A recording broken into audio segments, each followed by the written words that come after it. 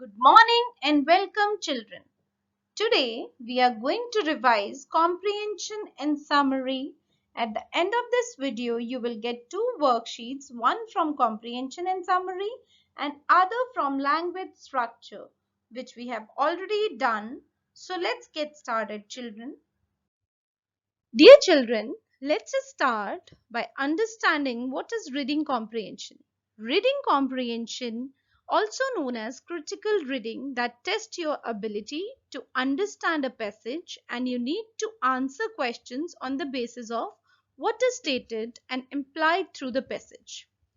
Now, why it is important? Dear children, it is essential to improve our reading skills, vocabulary, and analytical ability. A comprehension passage has three parts: question answers, word meanings, and summary. While writing summary, you need to ask yourself who, what, when, where, why, and how. Dear children, this is the most important slide, all about comprehension passage. Children, to begin with, when you confront a passage in your examination, you have to keep it in mind that you need to read the passage twice or thrice to skim and scan the important keywords and main idea about the passage.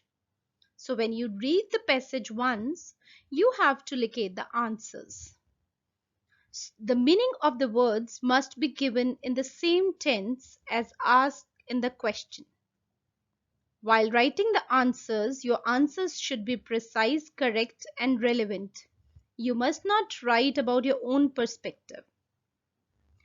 Now students, let's move on and see how question answers has to be done.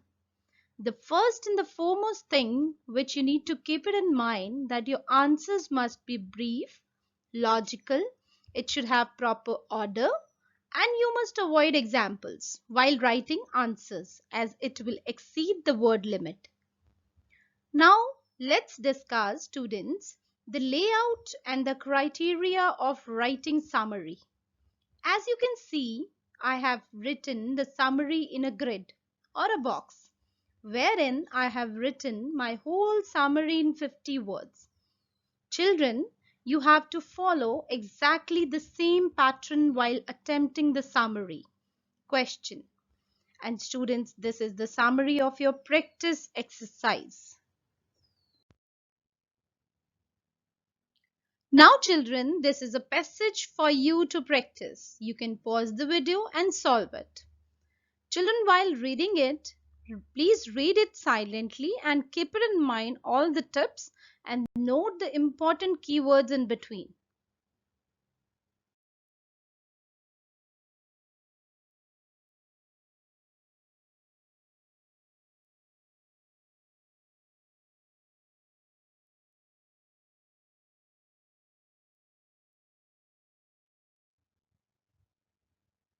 Now children, this is a worksheet 1 for you. In the next slide, you can find the questions related to this passage.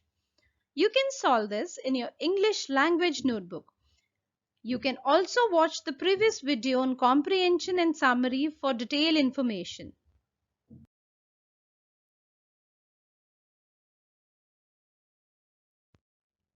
Dear children, this is another worksheet on language structure. In first exercise, you have to fill in the blanks. This paragraph is about Margaret Atwood, who is one of the finest Canadian writers. Children, your second exercise is about join the sentences without using and, but, or so. Third is about fill in the blanks with articles. Thank you children. Now I am concluding my video. Stay positive and keep shining.